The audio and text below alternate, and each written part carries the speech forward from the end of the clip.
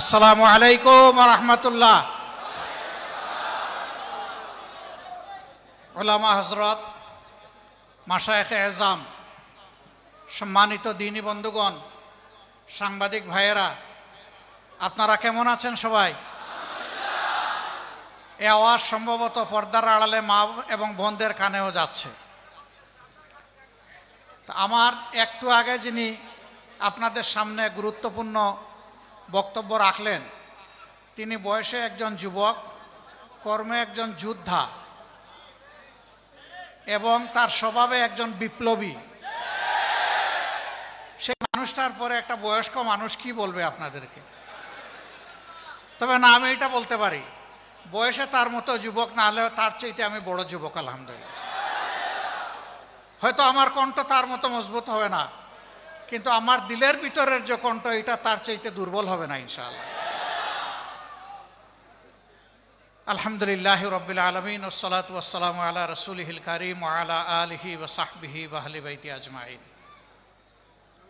সদরে মুহতারাম, উলামা হযরত, দ্বীনী বন্ধুগণ, সাংবাদিক ভাইয়েরা, পর্দার আড়ালের অতি সম্মানিতা মা এবং বোনেরা, আল্লাহ তাবারক ওয়া তাআলার শুকরিয়া আদায় করছি যে আল্লাহ তাআলা দিনের একটা বরকতময় মারকাজে, আজকের একটা বরকতময় মাহফিলে আপনাদের সাথে আমার মতো একজন গুনাহগারকে আল্লাহ তাআলা শামিল হওয়ার তৌফিক দিয়েছেন। আলহামদুলিল্লাহ রাব্বিল আলামিন।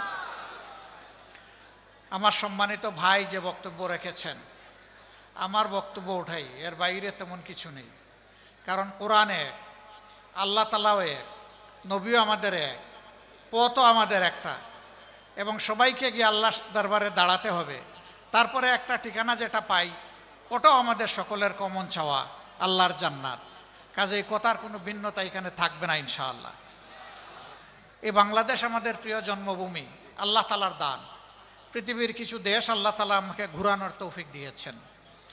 এমন বরকতময় দেশ পৃথিবীতে খুব কমই আছে, যে দেশের মাটির উপর সবুজ, মাটির নিচে অফুরন্ত খনিজ সম্পদ এবং অন্যান্য মূল্যবান সম্পদ, পানিতে সম্পদে ভরা, পানির নিচে সম্পদে ভরা।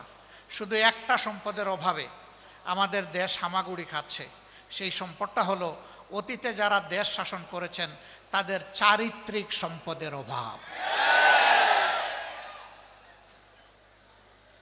যখনই তারা দেশ সেবার সুযোগ পেয়েছেন, তখন দেশের জনগণের সেবক না হয়ে তারা মালিকে পরিণত হয়েছেন। আলহামদুলিল্লাহ, ইতিহাসের এক যুগ সন্ধিক্ষণে আজকে বাংলাদেশ। আগামীতে নির্বাচন হবে, আমি নির্বাচন নিয়ে বেশি কথা বলব না। আমি আল্লাহ তাআলার কালামের একটা অংশ আপনাদেরকে স্মরণ করিয়ে সালাম দিয়ে বিদায় নিব ইনশাআল্লাহ।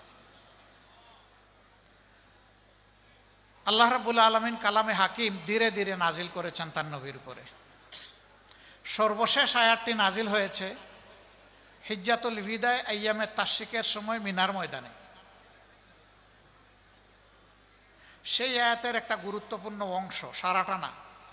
আউযু বিল্লাহি মিনাশ শাইতানির রাজিম। আল ইয়াওমা আকমালতু লাকুম দীনাকুম ওয়া আতমামতু আলাইকুম নি'মাতি ওয়া রাদিতু লাকুমুল ইসলাম দীনা। সাদাকাল্লাহুল মাওলানাল আযীম। আল্লাহ তাআলা তার নবীর মাধ্যমে বিশ্ববাসীকে বলে দিলেন যে আজকের এই দিনে তোমাদের জন্য আমি তোমাদের সংবিধান, জীবন চলার পাথেয় দিন আমি পরিপূর্ণ করে দিলাম। বলেন সুবহানাল্লাহ। ওয়া আতমামতু আলাইকুম নি'মাতি, আর আমি স্রষ্টা প্রভুর পক্ষ থেকে তোমাদের জন্য যত নিয়ামত, এই নিয়ামতের এইটাকেই জুরিয়া বানাই দিলাম। এর বাইরে কোনো নিয়ামত তালাশ করলে কোথাও পাওয়া যাবে না। এর বাইরে যা তালাশ করবা সেটা নিয়ামত হবে না, সেইটা হবে লানত। এইটাকে বাদ দিয়ে যদি কিছু তালাশ করো, ওয়া রাদিতু লাকুমুল ইসলাম দীনা।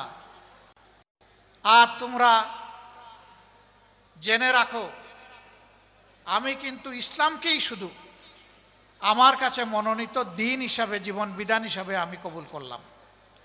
বাকি যেগুলো আছে ফামান ইয়াকবালু মিনহা, একটাও কবুল করা হবে না। সব রিজেক্টেড, পচা মাল, সব পচা মাল। যে বাদের অমুকবাদ তমুকবাদ, যে বাদের গামছা গায়ে দিয়ে আসুক, সব পচা মাল। যা আল্লাহ তাআলা বলে দিয়েছেন মানুষের জন্য এইটাই উত্তম এবং একমাত্র উত্তম, এর বাইরে আর কোনো উত্তম নাই। সম্মানিত বন্ধুগণ, এটি দিনের একটি মরকাজ। এখানে কিতাবুল্লাহ এবং সিরাতে সরওয়ারে আলম বা সুন্নতে রাসূলুল্লাহ সাল্লাল্লাহু আলাইহি সাল্লামের তালিম হয়। কেন এই তালিমটা? কেন এই তালিম? হচ্ছে আমলের জন্য। ইলমের জন্য তো অবশ্যই, কিন্তু ইলমটা কি জন্য? ইলম হচ্ছে আমলের জন্য।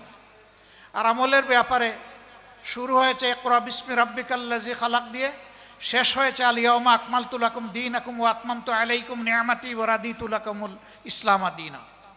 এর ভিতরে আল্লাহ মানুষকে যত আমল করার জন্য হুকুম দিয়েছেন, আল্লাহর কসম মুহাম্মদুর রাসূলুল্লাহ সাল্লাল্লাহু আলাইহি সাল্লাম সবগুলো আমল করেছেন, একটাও বাদ দেননি তিনি। এমনকি আল্লাহর আয়াত ওমা খালাকতুল জিন্না ওয়াল ইনসা ইল্লা লিয়াবুদুন, আর আমি জিন এবং মানুষকে আমার ইবাদত ছাড়া অন্য কোনো প্রয়োজনে পয়দা করিনি। তার মানে জীবনে একজন মুমিন, একজন বিশ্বাসী যত কাজ করবে সেটা আল্লাহর ইবাদতের উদ্দেশ্যে করবে। এখন প্রশ্ন জাগে, আমি ভাত খাবো, আমি চাকরি করব, আমি ব্যবসা করব, হাল চাষ করব, আমি যুদ্ধ করব, সেগুলো কি আমার ইবাদত? আল্লাহর কসম সবগুলো ইবাদত। যদি নবী করিম সাল্লাল্লাহু আলাইহি সাল্লামের নকশা কদম হয় সব ইবাদত, যদি আল্লাহর এবং আল্লাহর রাসূলের শাস্তা ছেড়ে দেওয়া হয় সবগুলা জিহালত, একটাও ইবাদত হবে না। এমনকি আপনি আপনার মায়ের দিকে তাকিয়ে একটু মুস্কি হাসি দিবেন উনাকে খুশি করার জন্য, এটাও ইবাদত। আপনার স্ত্রীর দিকে তাকিয়ে আপনি মুস্কি হাসি দিবেন, আল্লাহর কসম ওইটাও ইবাদত। আপনার মনটা যখন পবিত্র থাকবে, আপনার সন্তানকে আপনি আদর করবেন, এইটাও ইবাদত। আপনার বাবার আপনি সেবা করবেন, সেইটাও ইবাদত। আপনার বন্ধুর কোনো বৈধ প্রয়োজন পূরণ করবেন, এইটাও ইবাদত। এক কথায় দুনিয়ায় এমন কোনো কাজ নাই যেটা ইবাদতের মধ্যে গণ্য নয়। আবার নামাজও ইবাদত হবে না যদি আপনার মন গড়া আপনি নামাজ পড়েন। একটু পরে ইনশাআল্লাহ আল্লাহ তাআলা হায়াত দিলে, সুস্থ থাকলে সালাতুল মাগরিব আমরা আদায় করব। এটার ফরজ কয় রাকাত? বাংলাদেশে 3 রাকাত, আমেরিকায় কয় রাকাত, ইউরোপে কয় রাকাত, মিডল ইস্টে কয় রাকাত? এটা কেউ বদলাতে পারবে?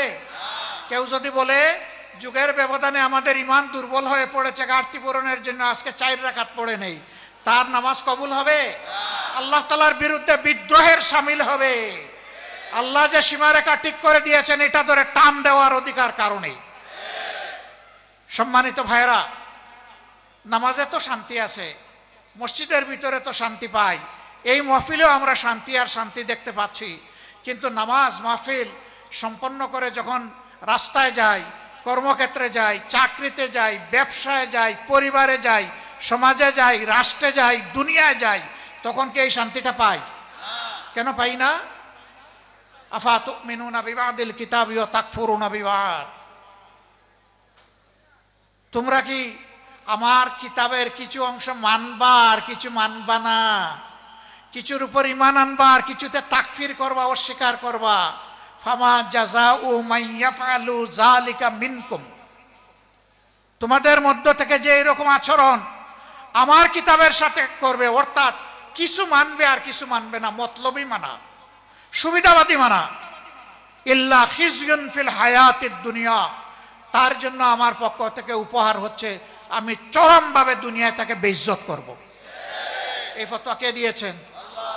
এই ফতোয়া বদলানোর শক্তি কারো আছে? নাই। তাইলে আমরা শান্তি যে পাই না, এই ফতোয়ার মধ্যেই এটার জবাব আছে। জীবনের দিনগুলা ফেলে এসেছি, বৎসরগুলা ফেলে এসেছি, আর কয়টা দিন আর শ্বাস পাবো কেউ জানি না। মানব সন্তানের হায়াত 2 সেকেন্ডের মতো। একটা শ্বাস তুলে ওই তুলা শ্বাসটা ফেলতে সে বাধ্য, কিন্তু ফেলে দেওয়া শ্বাস তার আর উঠবে, ওটার কোনো হিসাব নেই। আর ওই যে তুলা শ্বাসটার সময় হচ্ছে মাত্র 2 সেকেন্ড। এইটাই রে ভাই আপনার আমার হায়াত। কোন ভরসায় আগামী দিন ভালো কাজ করবো, আজকে যেমন তেমন হয়ে যাক, এই নিয়ত করার কোনো সুযোগ নেই। তাহলে জীবনে এখন যদি চিন্তা করি কি করেছি, আমরা কি সব সময় হকের পক্ষে ছিলাম? আমরা কি কোরআনের পক্ষে ছিলাম? কোরআনের আইন কায়েমের আওয়াজ যখন এসেছে আমরা কি লাব্বাইক বলে সাড়া দিয়েছি? আমরা অনেকে লজ্জিত হয়ে বলবো না, দিতে তো পারি নাই, তো এখন আমার কি হবে? এখন কি তাহলে আমার ঠিকানা জাহান্নাম হবে? আমাদের আল্লাহ, আমাদের খালিক, আমাদের মালিক, তিনি বড় রাউফুর রাহিম, তিনি বড় প্রেমময়, তিনি বড় দয়ালু। তিনি বলেছেন তোমরা গুনাহ করো, আমার কাছে তওবা করো, আমি তোমাদের গুনাহ মুছে দেব। আসেন আমরা মন ভরে তওবা করি। ফেলে আসা দিনগুলোতে আল্লাহর সাথে যত নাফরমানি করেছি, আল্লাহর কালামের সাথে যত নাফরমানি করেছি, রাসূল মকবুল সাল্লাল্লাহু আলাইহি ওয়াসাল্লাম এবং সাহাবায়ে কেরাম রিদওয়ানুল্লাহি তাআলা আলাইহিম আজমাইনের রেখে যাওয়া আমানতের সাথে আমরা যত উল্টাপাল্টা কাজ করেছি, সবগুলোর জন্য আমরা একসাথে আল্লাহর দরবারে হৃদয় বিগলিত চিত্তে আমরা তওবা করি। আল্লাহ তাআলা হুয়া তাওয়াবুর রাহিম, হুয়া গফুরুর রাহিম, তিনি তওবাও কবুল করেন, মেহেরবানি করেন। সেই আল্লাহ, নবী বলছেন মানুষ যদি ভুল করে আল্লাহর কাছে তওবা না করত, আল্লাহ আরেকটা জাত পয়দা করতেন যারা ভুলও করতো তওবাও করতো। সুবহানাল্লাহ, এত ভালোবাসেন আল্লাহ তওবাকে। অতীত জীবনে হে রাব্বুল আলামিন আমরা অনেক ভুল করে ফেলেছি, আমাদের উপর অর্পিত দায়িত্ব আমরা পালন করি নাই, কিছু বুঝেও পালন করি নাই, কিছু না বুঝেও পালন করি নাই। আজ তোমার দরবারে আমরা বিনা শর্তে সারেন্ডার করলাম। হে আল্লাহ, তুমি আমাদেরকে ক্ষমা করে দাও। আস্তাগফিরুল্লাহ আল্লাযী লা ইলাহা ইল্লা হুয়াল হাইয়ুল কাইয়্যুম ওয়া আতুবু ইলাইহি ওয়ালা হাওলা ওয়ালা কুওয়াতা ইল্লা বিল্লাহিল আলিয়্যিল আযীম। আমরা শপথ নিব, হে আল্লাহ আজকে থেকে নতুন জীবন দাও আমাদের। এই নতুন জীবনের মাধ্যমে আগামীতে তোমাকে আমরা কথা দিচ্ছি, ওয়াদা করছি, অঙ্গীকার করছি, আল্লাহ তোমার সাথে আর নাফরমানি জেনে শুনে করব না। তুমি আমাদের এই তওবাকে কবুল করো, ওয়াদাকে কবুল করো। আগামীতে যে নির্বাচন আসবে, এখানে হক বাতিলের মাঝে ফয়সালা হবে। আপনারা কার পক্ষে থাকবেন? কেউ যদি লাল চোখ দেখায় কার পক্ষে থাকবেন? লাল চোখকে পরোয়া করবেন? পরোয়া কাকে করবেন? পরওয়ারদিগার আল্লাহ তাআলাকে পরোয়া করব, আর কাউকে আমরা পরোয়া করি না। সম্মানিত ভাইরা, এটা বুট নয়, এটা এক একটা বেটো পাওয়ার, বেটো পাওয়ার। ভুল করলে আল্লাহর দরবারে জবাব দিতে হবে। বিবেকের আলোকে বুটটা দিবেন, হকের পক্ষে থাকবেন, দুর্নীতির বিরুদ্ধে অবস্থান নেবেন, দিনের পক্ষে অবস্থান নেবেন, আল্লাহর কালামের জন্য যারা সংগঠিত হবে তাদের পক্ষে অবস্থান নেবেন, তাদের জন্য দোয়া করবেন, তাদের পাশে থাকবেন। আমরা একসাথে লড়াই করব ইনশাআল্লাহ, আল্লাহর রাজ কায়েম করার জন্য, দুর্নীতিমুক্ত বাংলাদেশ গড়ার জন্য। আমরা কারো সাথে আপোষ করব না। ওই বাংলাদেশ না গড়া পর্যন্ত আমরা থামবো না ইনশাআল্লাহ। আমাদের জন্য শুধু দোয়া করবেন, শয়তান যেন আমাদের মধ্যে কোনো বিভ্রান্তি সৃষ্টি করতে না পারে, শয়তান যেন লজ্জিত হয়ে পরাজিত হয়ে পালিয়ে যায়, মুমিনদের জন্য বিজয় হয়। আল্লাহর কসম, আমরা কোনো দলের বিজয় চাই না, আমরা আল্লাহ তাআলার দ্বীনের বিজয় চাই, আমরা জনগণের বিজয় চাই। এই মুসলিম জনগণ আর জালিমের হাতে নিষ্পেষিত হোক। হে আল্লাহ, তুমি এই বিপদ থেকে এই জাতিকে তুমি রক্ষা করো এবং জুলুমের বিরুদ্ধে দাঁড়ানোর তৌফিক তুমি দান করো। আল্লাহ তাআলার দরবারে সেই মুনাজাত করে, নামাজের সময় আসন্ন, আমাকে এখানে দাওয়াত করার জন্য আমি মহান রবের দরবারে শুকরিয়া আদায় করছি।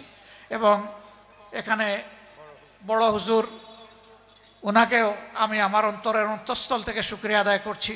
উনি যে মায়াবী দাওয়াত আমাকে দিয়েছিলেন, আজকেই জালকাঠিতে আমার এইরকম আরেকটা দাওয়াত ছিল, কিন্তু আমি কোনো অবস্থাতে ওনার এই দাওয়াতকে অগ্রাহ্য করার কোনো দুঃসাহস আমি দেখাতে পারিনি। আমি মহান আল্লাহর উপর ভরসা করে চেষ্টা করেছি এখানে এসে হাজির হওয়ার। নিশ্চয়ই আপনাদের কোনো হক আমি আদায় করতে পারিনি, আমাকে ক্ষমা করবেন। আমার জন্য একটা দোয়া করবেন, একটা দোয়া চাইবো আপনাদের কাছে। আমি আল্লাহর জন্য, আল্লাহর দ্বীনের জন্য রক্তমাখা চাদর নিয়ে শহীদ হয়ে আল্লাহর দরবারে হাজির রাখতে চাই। জীবন তো একটা, জীবন তো দুইটা পাবো না, আর এই মৌত হচ্ছে সবচেয়ে লোভনীয় মৌত। এই রক্তের চাদর গায়ে দিয়ে ইয়ামুত তাগাবুনে, হার জিতের দিনে মহান রবের দরবারে দাঁড়াতে চাই। একটুখানি দোয়া করবেন আপনারা? ইনশাআল্লাহ এটা বড় দুর্বল হয়ে গেল। জাযাকুমুল্লাহু খায়রান, বারাকাল্লাহু ফি হায়াতিকুম। আসসালামু আলাইকুম ওয়া রাহমাতুল্লাহি ওয়া বারাকাতুহু।